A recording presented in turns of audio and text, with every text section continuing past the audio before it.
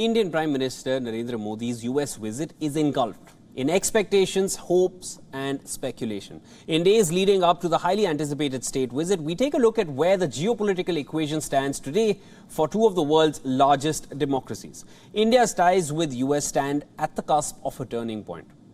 For decades, leaders on both sides have termed the partnership as a quote-unquote natural alliance. But since 2022, the winds have been changing direction, and it seems to be in favor of India.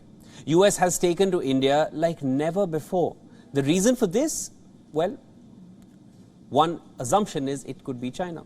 For months now, tensions have been on the rise between Beijing and Washington over a slew of incidents which have dented diplomacies. From China's spy balloon in American territory to the latter's growing support for Taiwan, the two superpowers have locked horns at several international forums. The West is now trying to neutralize China's aggressive expansion in the Asia-Pacific region by increasing its closeness to India. Let's take a look at the series of events which indicate a new chapter in the bilateral relationship, particularly on the military alliance front. In January, US National Security Advisor met with his Indian counterpart Ajit Doval.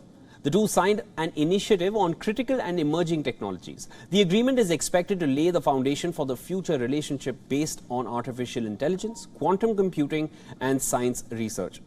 Earlier this week, we're talking about Jake Sullivan, visited New Delhi to prepare for Prime Minister Modi's visit and held talks with the Indian Security Advisor, Ajit Doval. Now, according to reports, the two set the ground running for India to purchase the MQ-9 Reaper drone from Washington, which had been in talks for a number of years. As PM Modi's visit inches closer, the Biden administration hopes to convert bilateral discussions with India into a concrete military alliance that will help rein in China's aggressive tactics in Asia.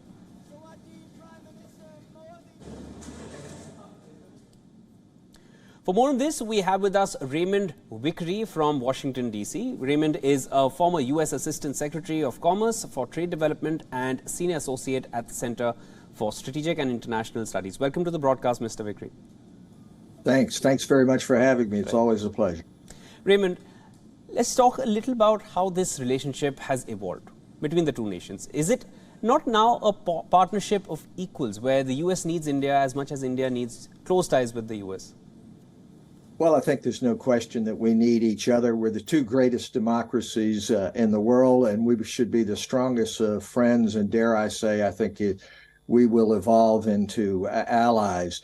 You know, back when I was Assistant Secretary of Commerce under the Clinton administration, we were estranged democracies, but that has changed completely. We're very happy to welcome Prime Minister Modi again to the United States.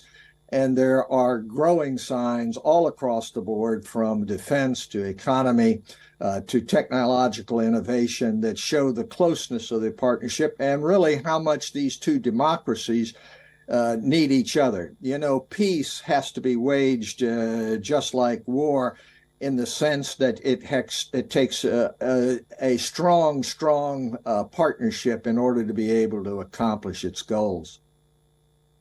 Right. Raymond, is it the common adversary, China? Is it India's vital presence in the Indo-Pacific? Is it India's massive defense budget? What draws US towards India, and what does US stand to gain here? Well, there's no question that China is a major concern to both India and the United States. China is being very aggressive.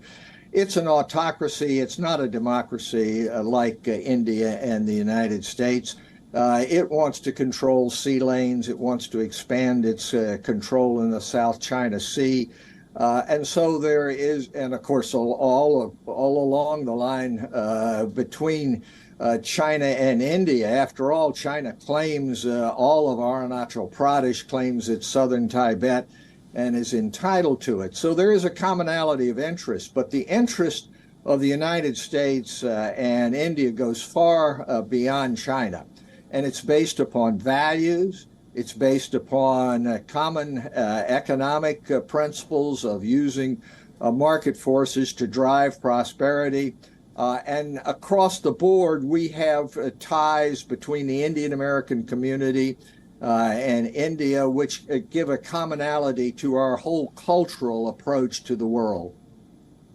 Here's hoping to strong bilateral relations between the two greatest democracies in the world, as rightly said by Raymond Vickery, who joins us from Washington. Always a pleasure to have you here on the broadcast. Thanks very much.